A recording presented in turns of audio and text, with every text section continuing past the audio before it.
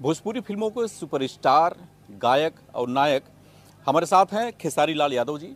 पिछले कई सालों से गोरखपुर और आसपास के जिलों में अपनी फिल्मों की शूटिंग के लिए लगातार पहुंच रहे हैं और पिछले 5 सालों की अगर हम बात करते हैं, सरकार ने जिस तरह से भोजपुरी फिल्मों को आगे बढ़ाने के लिए तमाम नई योजनाएं बनाई हैं, सिंगल विंडो सिस्टम बनाए, उसकी वजह से अब फिल्मों की शूटिंग तो आसान हुई ही है, साथ ही सरकार की योजनाओं का लाभ भी सिर्फ फिल्म इंडस्ट्री से जुड़े हुए लोग नहीं बल्कि इससे दूसरे तरीके से जो लोग जुड़े हैं उनको भी हो रहा है। खेसारी जी, अगर हम पूर्वांचल की बात करते हैं तो एक बड़ा हब बनता जा रहा है। अभी तक जिन फिल्मों की शूटिंग के लिए 5 साल पहले आप मुंबई जाया करते थे, गुजरात जाया करते थे, अब वो आसानी से यहाँ पे हो जा रही हैं। कितना परिवर्तन आप देख पा रहे हैं इसके लेकर?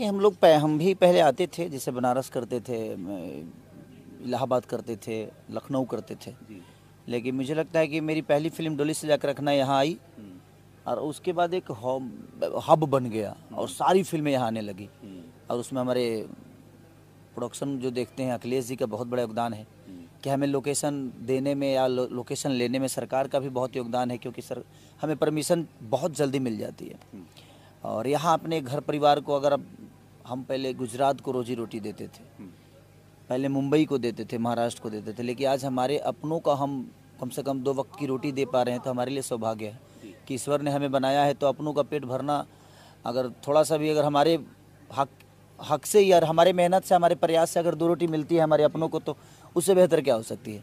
तो अभी धीरे धीरे चीज़ें हो रही है और शुक्रगुजार हैं हम बाबा का भी और अभी भैया का भी, जिन्होंने इतना प्यार और आशीर्वाद। और लोगों को जो सब्सिडी वाली चीज़ें हैं ना, तो पहले थोड़ा सा नुकसान होता था, लेकिन सब्सिडी के आने से लोग रिच फिल्म भी बना रहे हैं, कॉस्ट भी लगा रहे हैं, क्योंकि उनको एक आशा है कि चलो अगर हम सिनेमा में 2 4 5 नहीं भी कमाए तो सब्सिडी में हम मरेंगे नहीं, बच जाएंगे।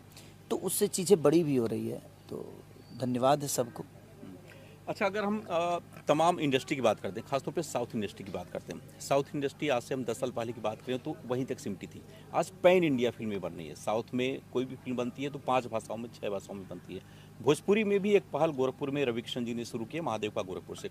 आपको क्या भविष्य लगता है, पैन इंडिया मूवी क्यों नहीं बन पा रही है भोजपुरी में, और आप लोग इसको लेकर के क्या कर रहे हैं? देखिए, हम क्या एज ए एक्टर जो है, हम एज ए एक्टर हमारी जो भूमिका है हम वही कर सकते हैं। ये कोई मेकर ही सोच सकता है कि हमें किस लेवल पे काम करना है, हमें किस लेवल पे अपनी चीज़ों को लेकर जाना है। तो वहाँ के लोग जो हैं, हीरो से लेकर हम वो एक्टिंग ही करते हैं ना, हीरो थोड़ी सोचते हैं पैन इंडिया। वो तो एक मेकर सोचता है, वो एक डायरेक्टर सोचता है, एक प्रोड्यूसर सोचता है, और जैसे काम कराया जाता है वैसे हम करते हैं। तो हम तो समझ लीजिए कि एक बांस के कोइन की तरह है। अगर हम अब छैटी बनाना चाहते हैं तो छैटी बनाइए, सूप बनाना चाहते हैं तो सूप बनाइए। अब उसको इस्तेमाल आप कहाँ कर रहे हैं वो आपके ऊपर है। तो हम कोशिश करते हैं कि हम बेहतर एक्ट करें, बेहतर तरीके से अपने आप को प्रेजेंट करें, अच्छी बॉडी बनाएं, अच्छा डांस करें, अच्छा एक्टिंग करें। तो हमारी तो कोशिश वही हो सकती है जिससे दुनिया हमें जानती है। बाकी मुझे लगता है कि अगर सरकार का सपोर्ट और मिला कि हाँ भाई, बिहार के थिएटर जो बंद हुए हैं, तो ये वहाँ का भी सरकार का दायित्व बनता है कि आप थिएटरों को खोलवाइए, थिएटर जितने भी बंद हैं उनको ओपन कराने की सुविधा दीजिए। थिएटर में सीट का जो व्यवस्था है वो थोड़ा सा लोचर है अपने यहाँ का, तो वो सब सरकार का विषय है, उसके हम तो कर नहीं पाएंगे क्योंकि वो सरकार के हक में चीज़ें आती है। तो हम तो एक्ट ही कर सकते हैं, बेहतर सिनेमा ही कर सकते हैं, लेकिन बेहतर तरीके से रिलीज हो ये एक प्रोड्यूसर कर सकता है, और दूसरा कि सरकार की अपने लोगों को कैसे सीट पे बैठकर एंजॉय करा सकता है। वो सीट बनाना, वो व्यवस्था करना, वो तो सरकार का काम है। हालांकि लोग अब आ रहे हैं, मुझे लग रहा है कि अब भोजपुरी इंडस्ट्री को भी आगे बढ़ाने के लिए तमाम लोग पैसा लगा रहे हैं। जैसे कभी आपकी फिल्म के प्रोड्यूसर दिल्ली से हैं, पहली फिल्म उन्होंने पूर्वांचल की भोजपुरी की है, तो अब आपको लगता है कि धीरे धीरे लोग इसके प्रति अट्रैक्ट हो रहे हैं? हाँ, लगातार मैंने भी सिनेमा आपके संघर्ष 2 किया, वो बड़ी एक मूवी है और हमने कोशिश की है जिसमें हमारी बेटी भी काम की है कि ताकि परिवार के साथ देखा जा सके। और मैं लगातार इसी सब फिल्मों पे फोकस कर रहा हूँ। मेरी फरिश्ता जो है इतनी बड़ी लेवल पे हिट हुई, लोगों का प्यार मिला, चाहे वो टीवी हो या यूट्यूब हो या हॉल हो, हर जगह उसने अपना परफॉर्म किया। एक गॉड फादर मैंने की है, बिग बजट की फिल्म है। एक सिनेमा और है रंग दे बसंती, जिसको मैंने 4 जगह शूट किया, मुंबई भी किया, आपको जहाँ से दिनेश भी हमारे आजमगढ़ किया, अयोध्या में किया, कश्मीर में किया। तो बहुत सारी चीज़ें, वो सारी फिल्मों से बड़े ऊपर की फिल्म है रंग दे बसंती, एक अलग लेवल की फिल्म है।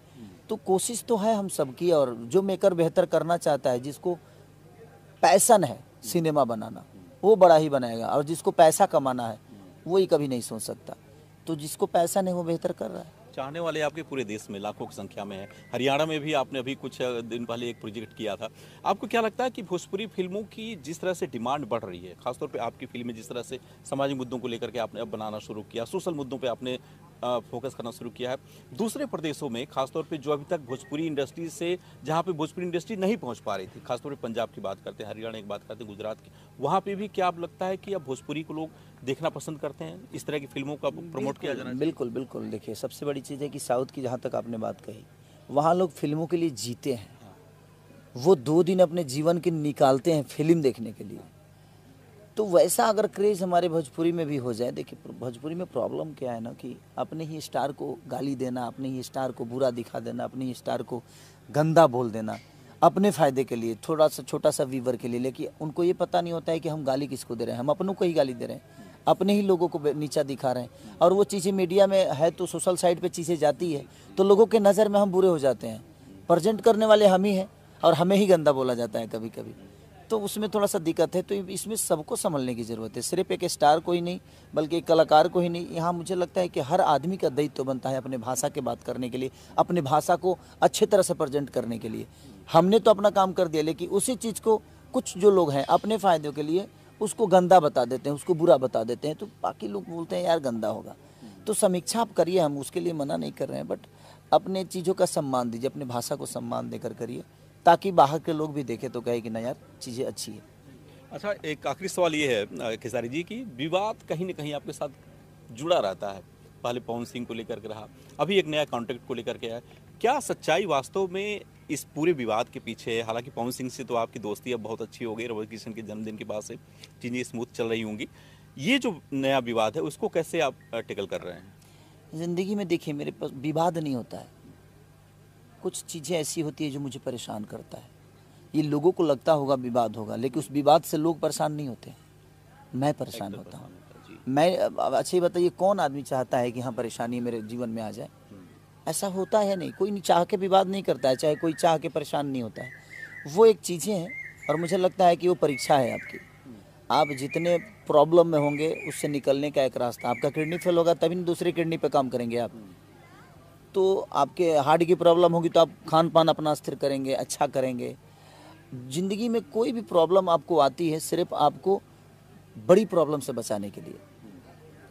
मुझे लगता है ये भी प्रॉब्लम बहुत जल्दी ख़त्म हो जाएगा। अब मुझे इससे लड़ के निकल जाऊंगा। पहले पेपर के बारे में जानता नहीं था, अब तो मुझे लगता है कि अब आजकल पेपर ही जान रहा हूँ मैं, इसके अलावा कुछ जान ही नहीं पा रहा हूँ। तो ज़िंदगी संघर्ष है। मैं सोने की थाली में खाया नहीं कभी, मैंने सोने की थाली कमाई, खाया नहीं कभी। तो इंसान मेहनत से बचन बनता है और किस्मत से अभिषेक बच्चन।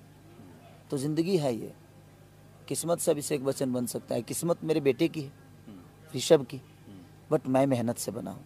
तो ज़िंदगी में हर आदमी जो मेहनत करता है वही बच्चन बनता है। किस्मत से आप किसी बड़े आदमी के औलाद बन सकते हैं, बट मेहनत से वो बड़ा आदमी बना जा सकता है। और पहचान उसी की होती है जो मेहनत करके बड़ा होता है। तो ज़िंदगी में मेरी कोशिश यही रहती है कि ठीक है प्रॉब्लम है, और ये मेरी प्रॉब्लम नहीं, मुझे लगता है कि आज नहीं तो कल, आज मेरे पे, कल किसी और पे होगी, परसों किसी और पे होगी, तरसों किसी और पे। तो ये चलता रहता है। आज मेरी प्रॉब्लम से जिनको खुशी हो रही होगी वो भी किसी दिन प्रॉब्लम में आएंगे। ऐसा थोड़ी है जो मेरी पे ही प्रॉब्लम, तो दुख पल भर, क्षण भर के लिए रहता है। तो ज़िंदगी में जितनी बड़ी दुख होती है ना सर, उतना ही बड़ा उसका दवा बना रहता है। अगर ऐसा नहीं होता तो दवाई की कोई ज़रूरत नहीं थी, अगर हमें दर्द नहीं होता तो दवा की कोई ज़रूरत नहीं थी।